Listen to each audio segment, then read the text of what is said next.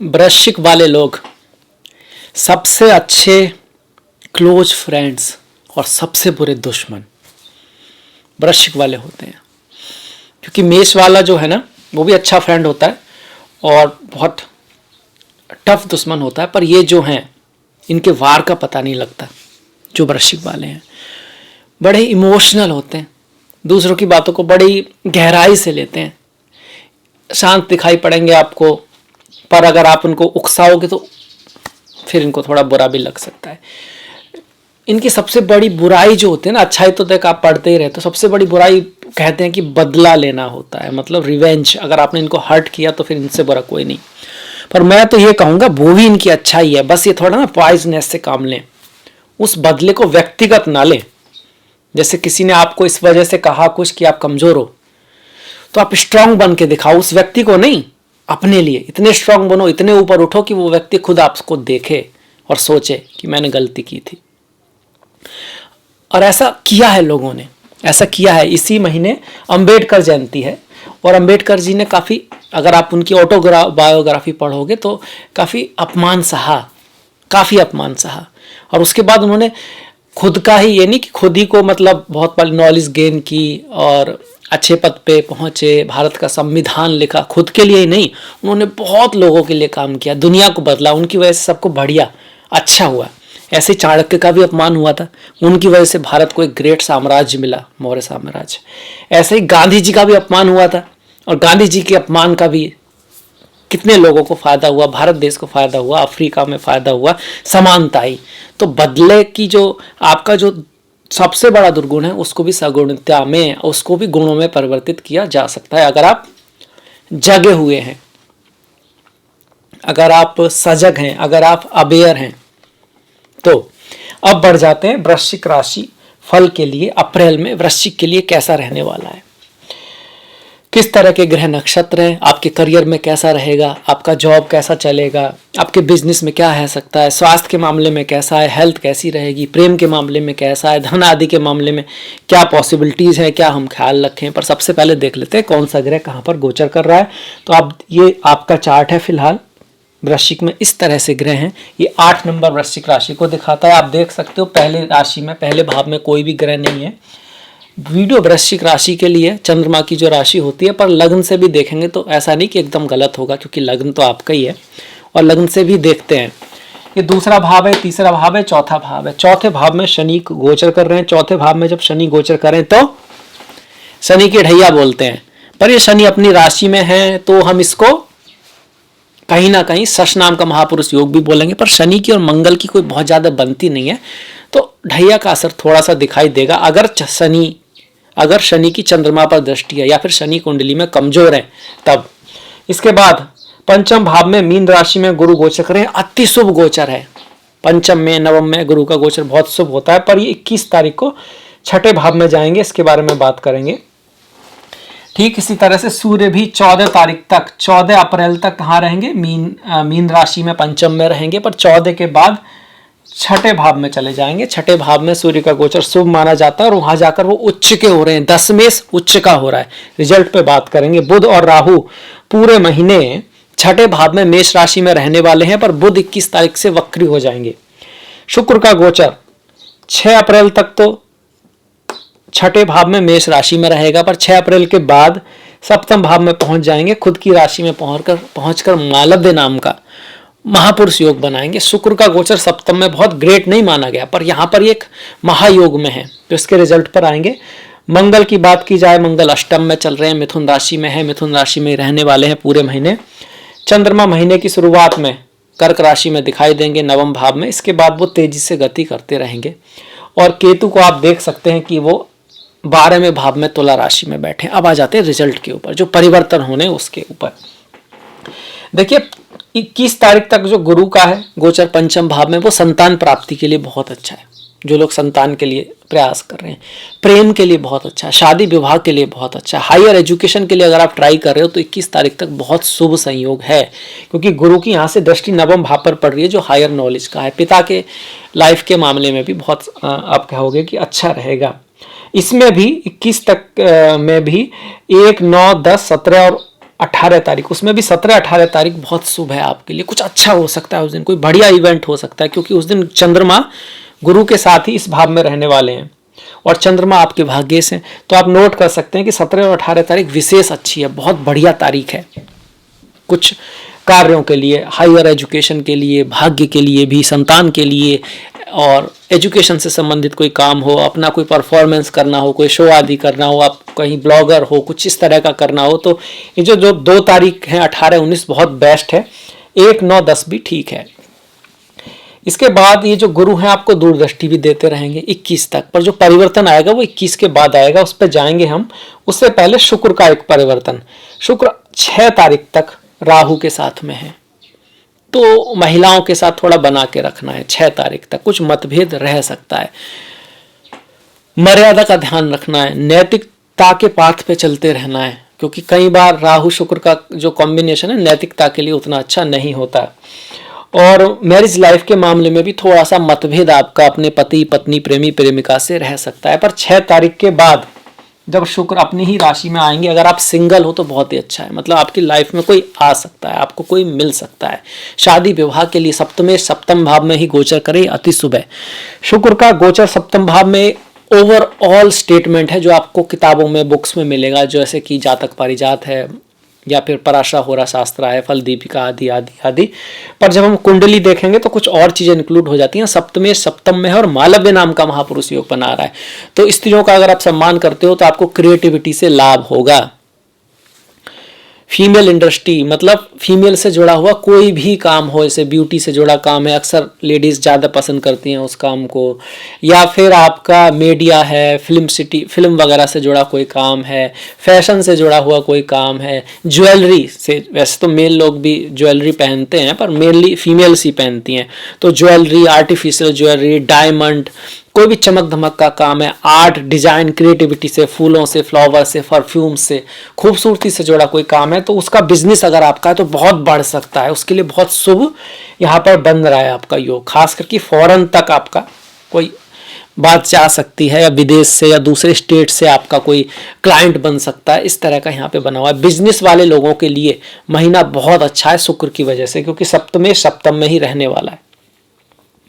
खासकर 6 तारीख के बाद ज़्यादा अच्छा है, ज़्यादा बढ़िया है। और उसमें भी आप कहोगे कि 14 के बाद और अच्छा है, 6 से 14 तक अच्छा है, 14 के बाद और अच्छा है आपका, ये कह सकते हैं। और 17-18 दिन जो तारीख बताई वो भी आपका हर तरह से शुभ है। ये हो गया शुक्र का गोचर। ये मालव्य नाम का महापुरुष योग है। इस समय जो संतान पैदा होगी, जो बच्चे पैदा होंगे, वो काफ़ी योग्य होंगे, व्यापार में बहुत अच्छे होंगे, दुनिया में उनको आप कह सकते हो धन मान सम्मान भौतिक सुखों की प्राप्ति होगी, इस मामले में बहुत अच्छे रहेंगे। मर्यादा का हल्का सा अगर वो ध्यान रखें, चरित्र अगर उनका माता पिता उसमें सहयोग दें, अच्छा उनको अच्छी बुक्स पढ़ाएं, अच्छी वीडियो दिखाएं, अच्छी उनकी अगर परवरिश हो तो बहुत बढ़िया वो करने वाले होंगे समाज में। इसके बाद गुरु का गोचर जो है वो बदलेगा आपका, और इसके साथ साथ सूर्य भी बदलेंगे। सूर्य की अगर हम बात करें तो आपके 14 तारीख तक रहेंगे पंचम में, इसके बाद आएंगे छठे भाव में। 14 तारीख तक वो कार्य में बदलाव को दिखा रहे हैं, राजयोग बना रहे हैं, केंद्र का स्वामी त्रिकोण में है और गुरु के साथ है। गुरु सूर्य का जब भी संबंध होता है यश फेम आदि देता है, और कार्य में कोई बदलाव जो कि आपके लिए ऑस्पिशियस हो, 14 तारीख तक इसकी उम्मीद है। 14 तारीख के बाद लाइफ में थोड़ा कंपटीशन बढ़ेगा, कार्य के क्षेत्र में कुछ कंपटीशन बढ़ेगा, कुछ शत्रुता भी बढ़ सकती है, पर उसमें आपको विजय मिलेगी। आप जो मेहनत करोगे उसका रिजल्ट आपको मिलेगा।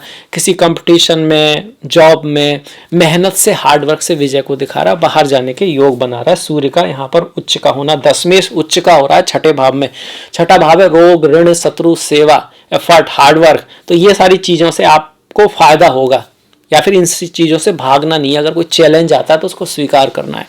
वैसे भी जिस जीवन का दूसरा नाम चैलेंज, चुनौती ही है। जब हम कंफर्ट जोन में जाते हैं तो हम अपने आप को कमज़ोर करने लगते हैं। जितनी भी ऐसी चीज़ें हैं जो आपको कंफर्ट दे रही हैं ना, आराम दे रही हैं, वो थोड़े बहुत समय के लिए तो ठीक है, पर अगर आप उसके आदी होते हो तो वो भयानक है, अच्छी नहीं है। नींद जो कितनी ज़रूरी चीज़ है, वो भी अगर आप सोते ही रहो तो वो आपको नुकसान करेगी। इसी तरह से हर कंफर्ट की चीज़ आपको कमज़ोर बनाती है एक लिमिट के बाद। इसलिए आपको कंफर्ट का एंजॉय तो करना है, भोग तो करने हैं, पर आपको उनका दास नहीं बनना है।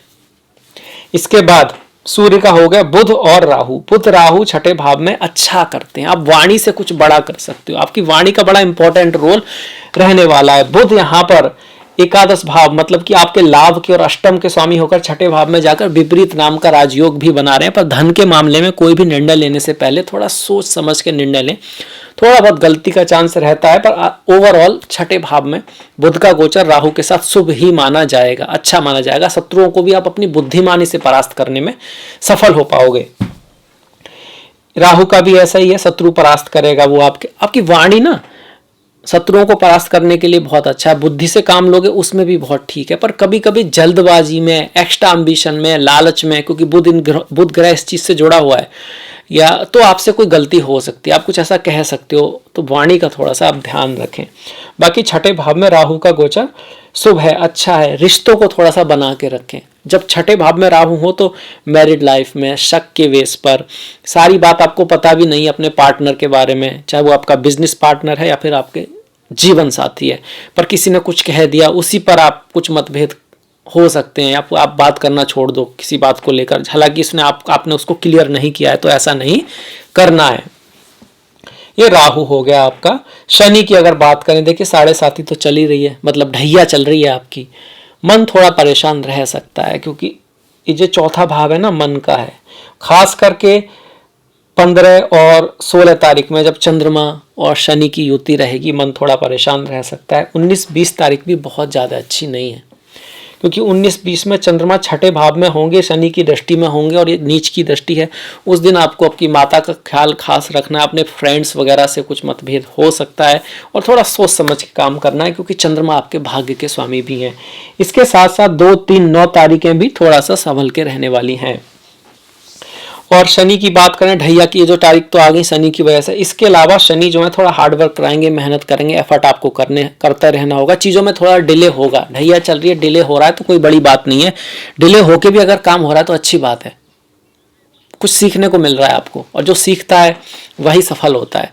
हाँ, अगर आपकी कुंडली में शनि की चंद्रमा पे दृष्टि है, राहु केतु शनि आदि की दशा चल रही है और शनि कमजोर हैं, तो फिर चीज़ें थोड़ी सी टफ रह सकती हैं। इन केस ऐसा है तो माँ काली की पूजा करें शनिवार की शाम को, भगवान शिव या हनुमान जी की पूजा आप शनिवार को करें। मंगल को हनुमान जी की भी कर सकते हैं, और सोमवार को शिव जी की और करें, और साथ में शनिवार को करें, तो आपके लिए बहुत बढ़िया रहेगा।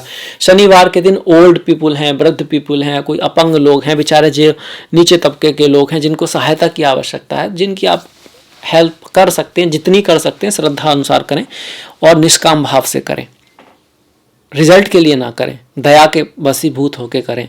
मतलब जैसे आप किसी को देखते हो ना, तो आपके अंदर दया आती है और आप उसकी हेल्प करते हो। आप ये कभी नहीं सोचते भैया मैंने अब जो हेल्प किया उसका मेरा रिजल्ट मिलेगा नहीं मिलेगा, नहीं मिलेगा तो मैं क्यों हेल्प करूं। वो फिर रेमेडी नहीं है। आपको दयावान बन जाना है। आपके मन में वृद्धों के लिए सम्मान रियलिटी में आ जाए, तभी वो जो रेमेडी आप कर रहे हो ना उसका रिजल्ट आपको मिलना शुरू होगा। अदरवाइज कोई रेमेडी उसका खास रिजल्ट आपको नहीं मिलेगा। मन से दिल से चीजें होनी चाहिए, दिखावे के लिए नहीं। तो ये शनि की आपकी रेमेडी हो गई और रिजल्ट भी आ गया। अब आ गई बात बाकी जो डेट्स यहाँ पे आप देख रहे हो। देखो 6, 7, 8 को मैंने लिखा है कि चंद्र केतु साथ में होंगे, 12वें भाव में रहेंगे। तो ये 2 तरह के योग बना रहा है, यात्रा का योग बना रहा है, विदेश जाने का योग बना रहा है। पर चंद्र केतु स्पिरिचुअलिटी अध्यात्म के लिए बहुत अच्छा है, मेडिटेशन के लिए 6, 7, 8 बहुत अच्छी तारीख है। बाहर पढ़ने कहीं आप जा सकते हो, पर हाँ थोड़ा मन में उदासी रह सकती है और थोड़ा लॉस वगैरह भी हो सकता है, क्योंकि लाभ का जो स्वामी है, भाग्य का जो स्वामी है चंद्रमा, जो लक्ष्मी भी है आपके चार्ट में, पंचम भाव, नवम भाव, 11वां भाव और द्वितीय भाव के स्वामी कहीं ना कहीं लक्ष्मी के होते हैं। वो केतु के साथ आ रहे हैं, थोड़ा धन का खर्चा भी कहीं हो सकता है। इस चीज का आपको ध्यान रखना है। Not the best day. इसके बाद इस दिन गणेश जी की अगर पूजा करते हैं आप, किन्नर लोगों की कोई हेल्प करते हैं, तो आपके लिए बहुत बढ़िया पॉसिबिलिटी है। या फिर जो कोई नुकसान होना हो तो शायद उतना ना हो, कम से कम कोशिश कर सकते हैं। इसके बाद गज केसरी जो मैंने बताया 1, 9, 10, 18 में से भी 17, 18 बहुत अच्छा, 26, 27 ये भी ठीक है। चंद्र मंगल योग बनेगा आपका 24 और 25 को, मतलब यहाँ पर चंद्रमा रहेंगे अष्टम में। तो वैसे तो लक्ष्मी का योग होता है, पर आपके केस में चंद्र मंगल योग, कुछ अचानक धन प्राप्ति हो सकती है, कोई गिफ्ट आदि मिल सकता है। Not the best. अगर किसी और भाव में बनता तो ज्यादा अच्छा रिजल्ट देता है। यहाँ पर ठीक ठीक है, आप ये कह सकते हैं। तो ये तारीखों के बारे में भी हो गया। मंगल की बात कर देते हैं। जब चंद्र मंगल आया तो मंगल अगर जब तक अष्टम में चल रहे हैं तो थोड़ा ना संभल के चलें, जल्दबाजी से बचें, पेशेंस रखें, गुस्से में ना आए। इन लॉज के साथ, अपनी पत्नी के साथ, अपनी प्रेमिका के साथ, अपने प्रेमी या पति के साथ वाणी का विशेष ख्याल रखें। ससुराल वालों से थोड़ा बना के रखें। घर में भी थोड़ा मतभेद आपकी वाणी को लेकर, आपके गुस्से की वजह से, आपकी जल्दबाजी की वजह से, या फिर आपके क्रोध की वजह से। क्रोध कैसा? कोई बात है जो आपको कभी किसी ने कही थी, अब आप उसको ना उसी को लिए बैठे हैं। वो व्यक्ति अब कभी कभी सही भी कर रहा है, आपको वो दिखता ही नहीं, आपकी आंखों में वही चश्मा है, उसी चश्मे से आप उसको देख रहे हैं, और ये बात प्रॉब्लम क्रिएट कर सकती है। हर पल नया होता है, हर पल नया होता है। और बुद्ध की एक कहानी है कि वो कहीं जा रहे थे, तपस्या कर रहे थे, एक व्यक्ति आया उनके मुंह पे और ना थूक दिया उसने, क्योंकि उसको ना बड़ा अजीब लग रहा था कि बुद्ध सबको सन्यासी बना रहे हैं। तो बुद्ध ने कुछ खास किया नहीं और अपना जो भी थूक था वो पूछ लिया और फिर से मेडिटेशन में चले गए। इसको देख के वो व्यक्ति बड़ा परेशान हो गया, वापस गया। रात को फिर उसको थॉट्स आई, ये आया कि यार मैंने सही नहीं किया। इतने के बाद भी भगवान बुद्ध ने कोई आंसर नहीं किया, तो फिर से वापस आया अगले दिन और माफ़ी मांगने लगा। तो बुद्ध बोले, मैं किसको माफ़ करूं? जो था वो तो रहा नहीं, जिसने थूका था। अब जो यहाँ आया है वो तो काफ़ी शुद्ध व्यक्ति है। ये सोच के उसको आंसू आ गया और वो बुद्ध का अनुयायी बन गया। तो कहने की बात है, माफ़ करना सीखिए। चीज़ें बदलती हैं, प्रकृति बदलती है, समय बदलता है, व्यक्ति भी बदलते हैं। माफ़ करना सीखिए। और दूसरा जो मैंने बताया था, जैसे अम्बेडकर की, अब बाई चांस कोई बात बुरी लगी भी है तो उसको व्यक्तिगत ना लें, उसका भी अच्छी तरह से प्रयोग करें लाइफ में। आगे बढ़ जाते हैं मंगल को लेकर। छोटे भाई बहनों के साथ थोड़े बहुत मतभेद रह सकते हैं, पर प्रयास के लिए मंगल आपको प्रेरित करेगा।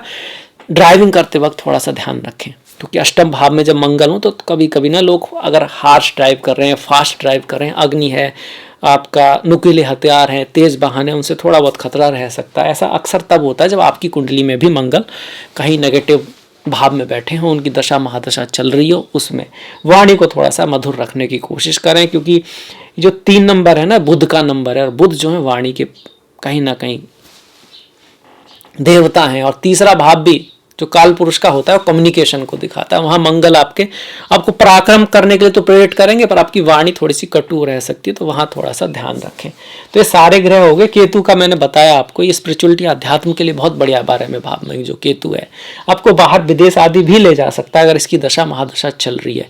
तो केतु का गोचर 12वें भाव में सही है, अच्छा ही है। पर हाँ, अगर फिर भी कोई दिक्कत आ रही है तो गणेश जी की पूजा करें, ध्वजा का ध्यान करें, हनुमान जी और गणेश जी के मंदिर पर संतों का संग करें, थोड़ा स्पिरिचुअलिटी अध्यात्म को पढ़ें, समझने की कोशिश करें, तो सब अच्छा रहेगा। अब ये हो गया हमारा, सारे ग्रह हो गए। अब जाते हैं त्योहारों की तरफ। त्योहार बहुत महत्वपूर्ण है, पर उससे पहले मैं आपसे आग्रह करूंगा कि आप ना कमेंट जरूर कीजिएगा, अच्छा लगा, क्या सुधार किया जा सकता है, कुछ बताइएगा। बहुत कम समय है तो गुड बैड इतना भी लिख सकते हैं। कम समय है, अच्छी बात है, इसका मतलब आप अपना समय अपनी लाइफ में अपने गोल की तरफ लगा रहे हैं, अपने लक्ष्य की तरफ लगा रहे हैं, बहुत बढ़िया बात है। कई बार जब हम लोगों से कहते हैं ना मेहनत करना बहुत अच्छी चीज़ है, तो वो कहते हैं कि भाई मजदूर भी मेहनत करता है। जब हम उनसे कहते हैं कि भैया सुबह उठना अच्छी चीज़ है, तो वो कहते हैं भैया दूधिया भी सुबह उठता है। तो ये कुतर्क होते हैं, इस पर नहीं जाना है। दूधिया या मजदूर जो है ना, वो मेहनत भी कर रहे हैं और जल्दी उठ भी रहे हैं, पर फिर भी क्यों नहीं सफल हो पा रहे हैं? क्यों नहीं हो पा रहे? क्यों? क्योंकि वो प्रयास जो है ना वो अंधा है। होश में प्रयास करो, मेहनत होश में करो, अवेयरनेस में करो, मशीन की तरह नहीं। वो होश ही आपको ऊपर ले जाएगा।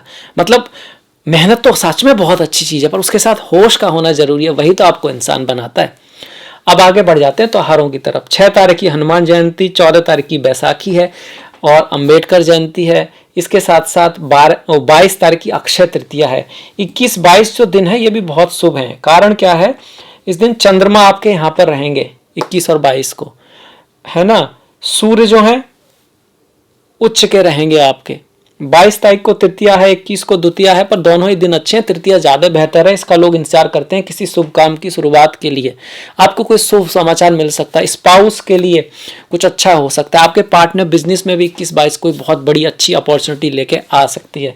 तो अक्षय तृतीया है हमारे 22 तारीख की। 6 तारीख का चैत्र पूर्णिमा है, क्योंकि चैत्र पूर्णिमा को ही हनुमान जयंती होती है।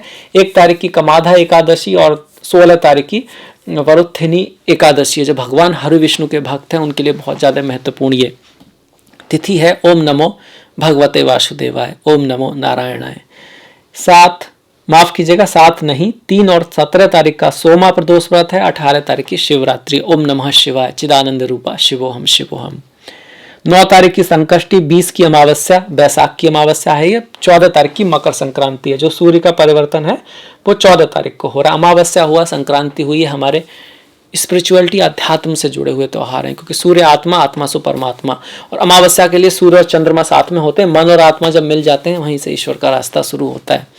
इसके साथ साथ इन दिनों दया करना वैसे तो हमेशा ही अच्छा है, कुछ दया के वशीभूत होकर दान करना, किसी की हेल्प करना मन से, दिल से, अपने घर की साफ सफाई करना, ऐसी चीजें जो आप यूज नहीं कर रहे किसी और को दे देना, अपने पूर्वजों पितरों के प्रति रेस्पेक्ट के साथ किसी की हेल्प करना, उनके लिए ईश्वर से प्रार्थना करना, गीता आदि का पाठ करना अति शुभ माना गया है। मंत्रोच्चार आदि के लिए भी ये समय अच्छा माना जाता है। तो इसके साथ मैं अपनी वाणी को विराम लूंगा और मुझे आशा है कि आप ये वीडियो अच्छा लगा होगा, आपने इस कुछ सीखने को भी मिला होगा। जो भी आपने सीखा होगा उसे आप जीवन में अवश्य उतारेंगे, क्योंकि रिजल्ट तो तभी आएगा। और अगले वीडियो तक विदा चाहूँगा आपसे। नेक्स्ट वीडियो तक आप अपना ख्याल रखें, अपनों का ख्याल रखें, सभी का ख्याल रखें। नमस्कार।